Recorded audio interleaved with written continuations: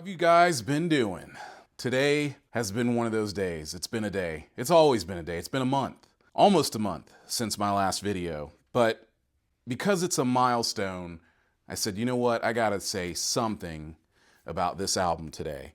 But there was another album that was released on this date, February 12th, 1981. So this album is 45 years old. Oh my God. So it's 45 years old now. And then a year later, English Settlement by XTC was released. This was actually a double album, but they were able to fit it all on one CD. But this was a double record. This was not a double record. But what these two albums have in common is they were very, very significant for both of these bands. This album pretty much took Rush to the next level. When they released this was a few months before MTV would be launched. I want to say probably about 6 months. So about 6 months before MTV would launch, this album came out. And I remember turning on MTV or watching MTV and seeing a lot of Rush videos and Rush live footage and stuff like that. So they were a big deal. I was aware of them, but I didn't get into them until 8 years later.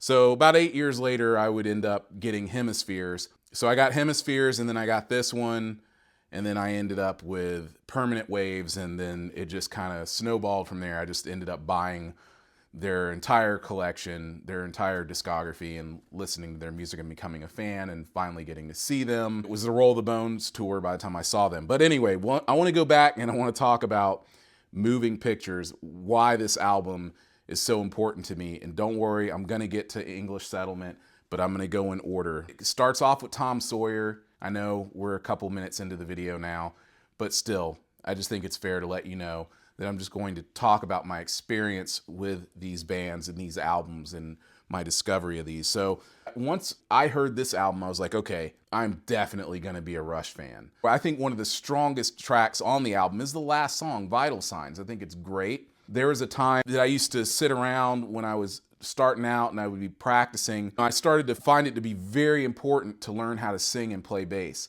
And I felt like being able to play Rush songs and sing them was very, very important. Everything takes practice, no matter what you do. But one thing that always kind of intimidated me in the beginning, but I quickly learned it wasn't a big deal, was singing and playing bass. Once I started to learn how easy it was and the key components to learning quickly how to sing and play something, and that it really came down to memorization more than anything. This was one of the first albums I went after. And Vital Signs was one of the first songs that I said, I got to learn Vital Signs, man. And there was a time where I could play that and I would kind of show off to my friends and I would fiddle around with it.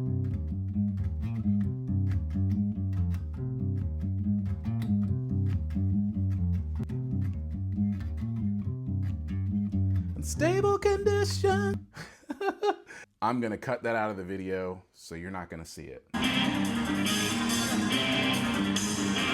condition. A seal of life. Environmental change. Anyway, so with Vital Signs, that really was a big confidence builder for me with being able to sing that and play it on the bass. Even though I cannot do it today, the lesson to be learned here is if you find yourself being able to do something, keep working on it, keep practicing it.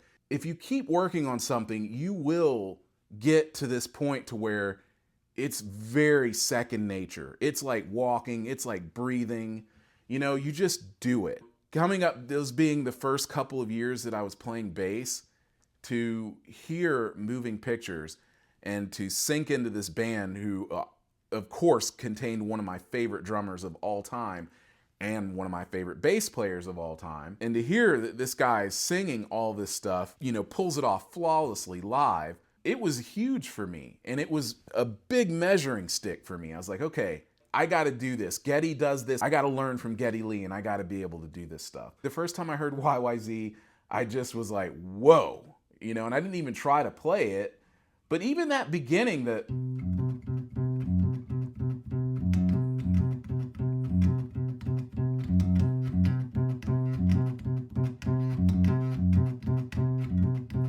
That's not to be underestimated.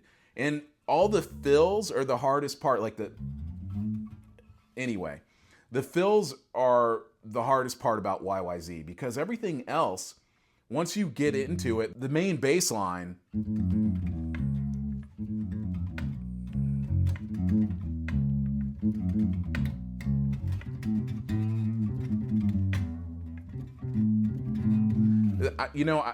part of me is like, why am I even doing this?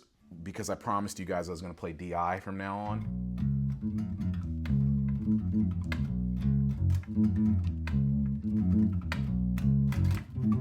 But I can't tell you that the first time I heard that song, I was so intimidated that I didn't try to play it for, basically probably until the pandemic. I'm not kidding you.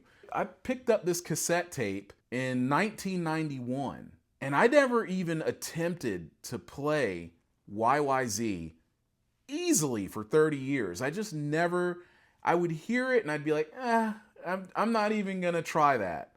But I would try other songs that I think are much harder, like Digital Man.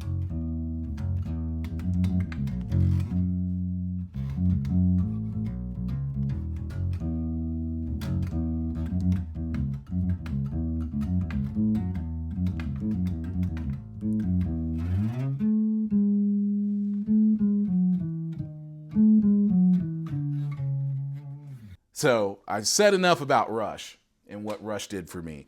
But this band also, what makes this album so different from any other XTC album is that Colin Moulding played fretless bass on this album.